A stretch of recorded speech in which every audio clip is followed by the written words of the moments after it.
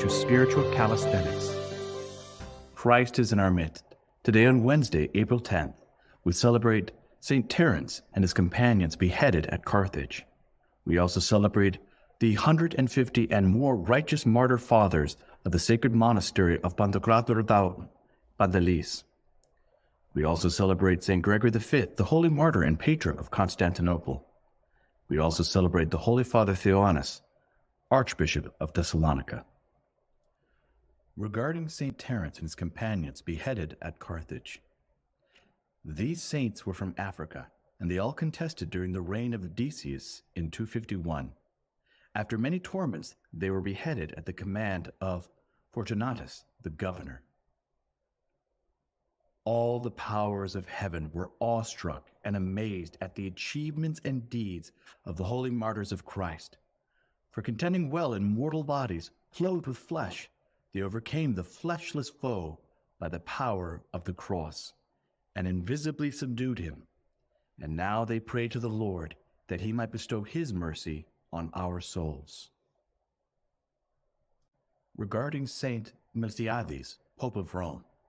Saint Miltiades was the third Pope of Rome. Beginning his papacy in 311, his papacy coincided with the end of the persecution in the Roman Empire of Christians following Emperor Galerius' ending of the Diocletian persecution of Christians through the Edict of Toleration. He was an advocate for peace and unity in the Church. The Emperor Constantine issued the Edict of Milan in 313 during Miltiades' papacy. He died in 314 and is commemorated on April 10th in the Orthodox Church for his service to the Church in his defense of the faith. In the Roman Catholic Church, he is commemorated on January 10th. Once again, going into Isaiah, we see once again that God is going to punish those.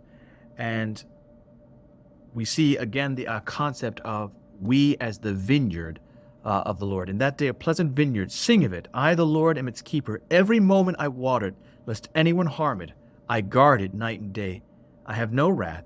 Would that I had thorns and briars to battle. I would set out against them. I would burn them up together, or let them lay hold of my protection. Let them make peace with me. Let them make peace with me.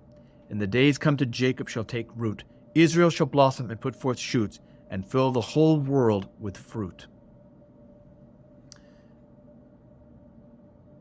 So in other words, God is protecting his vineyard, and we are the fruit of that vineyard. The sons of Noah who went forth from the ark were Shem, Ham, and Japheth. Ham was the father of Canaan. These three were the sons of Noah, and from these the whole earth was peopled. Noah was the first tiller of the soil. He planted a vineyard, and he drank of the wine, became drunk, and lay uncovered in his tent. And Ham, the father of Canaan, saw the nakedness of his father, and told his two brothers outside. Then Shem and Japheth took a garment, laid it upon both their shoulders, and walked backward, and covered the nakedness of their father. Their faces were turned away, and they did not see their father's nakedness. Now this is showing us how evil gossip is, because the whole point of that was to bring the two brothers together so that they could see and laugh at their father.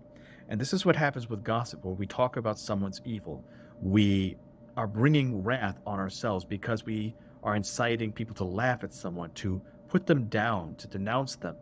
And so these two brothers who looked away and covered their father, covered his sin, covered the fact that he was drunk and passed out. This is how we ought to behave, that we ought to cover one another's sins in a holy way so that we can help them. Doing what this son did was not right. When Noah awoke from his wine and knew what his youngest son had done to him, he said, "Cursed be Canaan, a slave of slaves shall he be to his brothers." He also said, "Blessed by the Lord my God be Shem, let Canaan be his slave. God enlarge Japheth, and let him dwell in the tents of Shem, and let Canaan be his slave." After the flood, Noah lived 350 years. All the days of Noah were 950 years, and he died. These are the generations of the sons of Noah, Shem, Ham, and Japheth. The sons were born to them after the flood. Finally, going through Proverbs, a prudent man conceals his knowledge, but a fool proclaims their folly. The hand of the diligent will rule, but the slothful will be put to forced labor. Anxiety in a man's heart weighs him down, but a good word makes him glad. A righteous man turns away from evil, but the way of the wicked leads them astray. A slothful man will not catch his prey, But the diligent man will get precious wealth, and the path of the righteous is life, but the way of error leads to death. A wise son hears his father's instruction, but a scoffer does not listen to rebuke. From the fruit of his mouth a good man eats good, but the desires of the treacherous is for violence. He who guards his mouth preserves his life. He opens wide his lips, comes to ruin. The soul of the sluggard craves and gets nothing, while the soul of the diligent is richly supplied. A righteous man hates falsehood, but a wicked man acts shamefully and disgracefully. Righteousness guards him whose way is upright, but sin overthrows the wicked. One man pretends to be rich, yet has nothing. Another pretends to be poor, yet has great wealth. The ransom of a man's life is his wealth, but a poor man has no means of redemption. The light of the righteous rejoice, but the lamp of the wicked will be put out. So these allegories between light and wealth are obviously talking about other things. The wealth we're talking about here is the wealth of spirit, not monetary wealth. And the light that we're talking about is the light of the soul, that it will be put out. It will not give light when it is full of wickedness. I hope that you've enjoyed today's Spiritual Calisthenics. Have a blessed and wonderful day.